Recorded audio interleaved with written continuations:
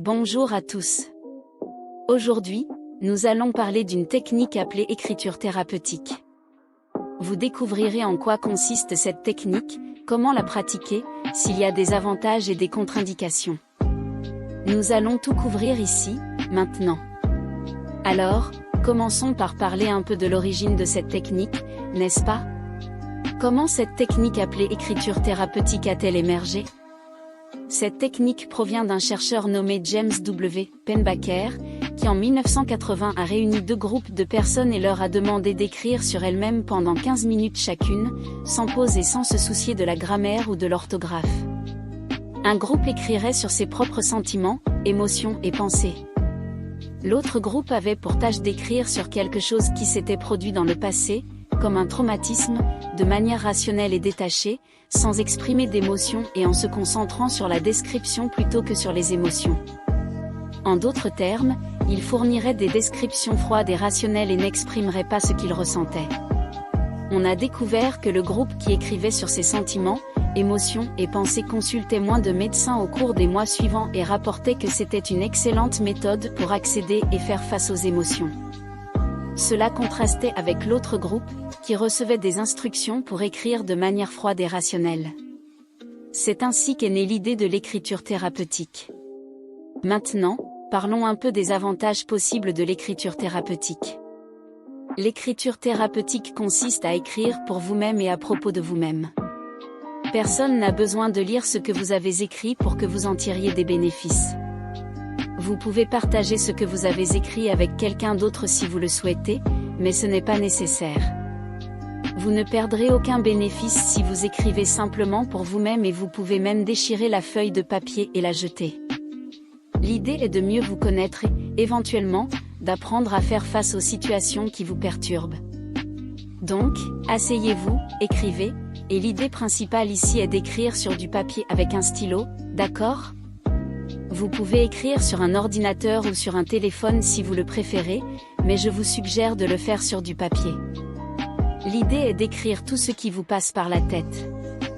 De plus, ne vous souciez pas de savoir si vous écrivez dans un ordre correct ou si vous respectez la grammaire du point de vue grammatical. L'objectif ici est plutôt de libérer ce qui est dans votre esprit et de le mettre sur papier pour que vous puissiez le lire, y réfléchir et entrer en contact avec ce qui émerge pour vous. Vous vous demandez peut-être, que dois-je écrire ici? Eh bien, vous pouvez écrire tout ce qui vous passe par la tête, des sentiments, des émotions, des mots, des images. Vous pouvez dire ou écrire tout ce qui vous vient à l'esprit. Parfois, il peut s'agir de quelque chose qui vous angoisse, de quelque chose qui s'est passé dans le passé ou d'une préoccupation concernant l'avenir. Tout ce que vous voulez, en réalité. Il n'y a pas de sujet spécifique que vous êtes obligé d'aborder ni de sujet que vous ne pouvez pas discuter. L'essentiel est d'écrire ce que vous ressentez.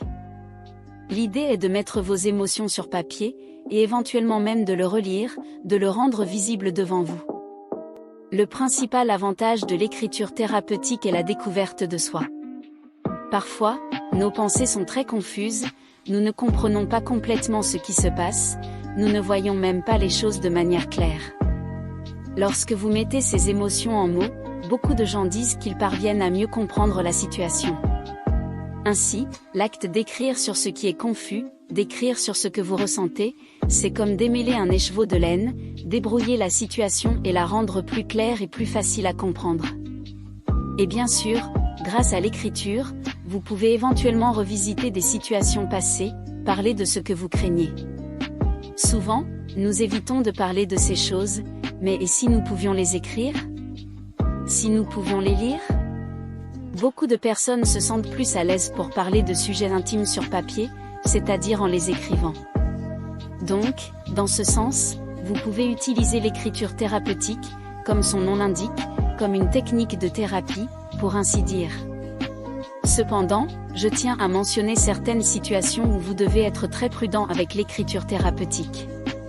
Tout d'abord, certaines personnes traversent des moments plus délicats en raison d'un diagnostic ou ont vécu des traumatismes ou des situations difficiles.